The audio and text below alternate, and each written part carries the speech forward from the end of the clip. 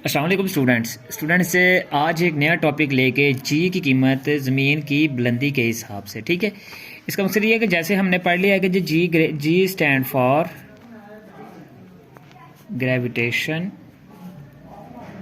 Force, यानी कि वो फोर्स जिससे ज़मीन जिस्म को अपनी तरफ खींचती है उसको ग्रेविटेशन फोर्स कहते हैं।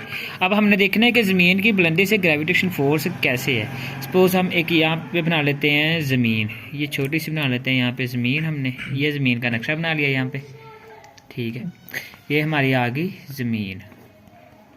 अच्छा जी, एक यहाँ पे एक जिस्म रखा हुआ है, यहाँ पे एक जिस्म रखा हुआ है। ठीक है, इसको जिस्म ए का नाम दे लेते हैं हम। ठीक है, और यहाँ पे एक जिस्म रखा हुआ है, इसको जिस्म बी का नाम दे देते हैं हम। ठीक है, ये रहा जिस्म बी।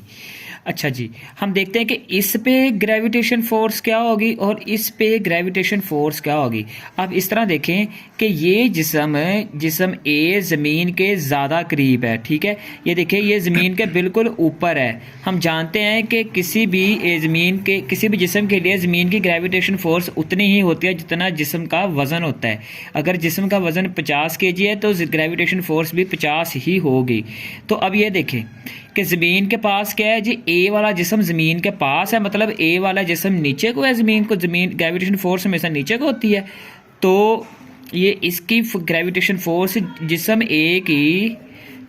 ए पर ग्रेविटेशन फोर्स ज़्यादा होगी। ज़्यादा पता क्यों होगी? क्योंकि ये जिस्म बिल्कुल ज़मीन के करीब है। ठीक है, हाँ, उस पर फोर्स ज़्यादा होती है। और अब हम बात करते हैं जिस्म बी की। ये देखिए, अब इसका डिस्टेंस यहाँ ज़मीन से बढ़ गया है। ठीक है, ज़्यादा दूर चला गया डिस्टेंस यहाँ ज़मीन के दरमियान, इसके दरमियान फासला भी है। ठीक है, तो ये देखिए अब ज़मीन इसको थोड़ी, ठीक है, कशिश से खींच रही है क्योंकि इसका ज़मीन से फासला है। लिहाजा हम कह सकते हैं कि जिस्म बी पर ग्रेविटेशन फोर्स कम होगी जी।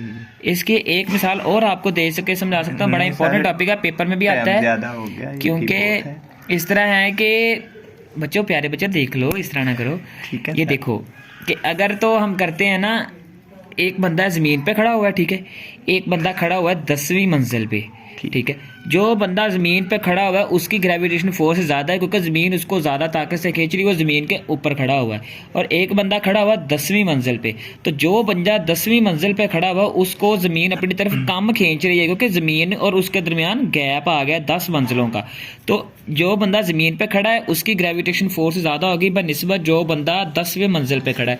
उम्मीद करता हूँ जो भी जी जो ऊपर खड़े होते हैं हम 10वीं मंजिल पर, तो वो ज़मीन के ऊपर ही होते हैं। उधर भी तो वो भी तो होते तो ज़मीन, ये देखे ना, बस यही चीज़ समझाने वाली थी।